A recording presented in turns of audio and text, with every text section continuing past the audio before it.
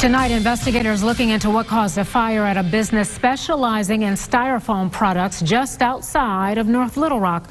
Good evening, everyone. Glad you're with us tonight. I'm Donna Terrell. I'm Kevin Kelly. It happened in Pulaski County on the far east side of North Little Rock, just off Highway 70. And while it's too early to know what caused the fire, Fox 16's Rebecca Jeffrey tells us what witnesses heard that may offer a clue into what happened. Hi, Rebecca. Hi, good evening, Donna and Kevin. Well, fortunately, no one was inside that building when this fire started. They had actually just locked up.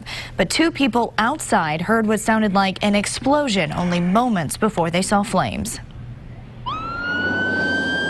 Only minutes after clocking out for the weekend, this is what John Staten walked out of his business to see. Unfortunately, our neighbors across the street, their building was engulfed. Around 4:30, two employees from NoArk Enterprises were outside waiting for a ride home when they heard an explosion. Within a matter of just a couple of minutes, they had flames and smoke coming out of the building. More than a dozen fire trucks from about 10 different agencies were on scene to fight the warehouse fire that manufactures styrofoam. That's where all the black heavy smoke is coming from, and it's making it a little bit difficult for our firefighters to keep control of it because how hot it burns and how fast it spreads. Real dangers Staten knows too well. I've already lost one firefighter, my son, and I wanted everybody to go home this evening. Just over a year ago, 26-year-old North Little Rock firefighter and paramedic Eli Staten died of a medical complication. But once a firefighter dad, always a firefighter dad, so he too jumped into action, offering equipment like this forklift to help douse the flames. It's near and dear to me. These guys out here, I know them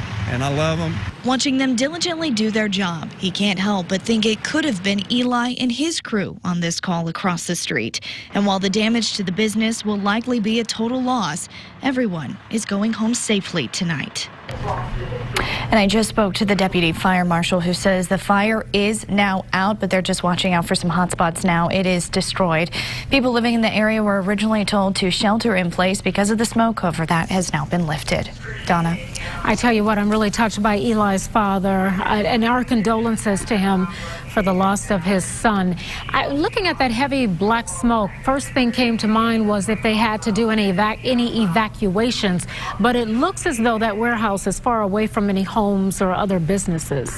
So there are some homes on one side that was nearby, but there was also a construction business behind it, and that construction business, those folks were outside, and so they were evacuated just to get away from the property. However, there were some homes and some other businesses down that street who were asked to shelter in place. So just to stay inside and keep their windows and doors closed, because styrofoam, when it's burned, it is a toxic smoke, and as the wind was blowing, they just wanted to make sure everyone was safe. The firefighters, of course, have their heavy equipment on, and so they said that smoke from the styrofoam is no different or more dangerous for a firefighter with their equipment on than any other smoke. All right, Rebecca, thank you. And we will be following developments in this investigation in the coming days, so follow us on air and online at fox16.com for the very latest.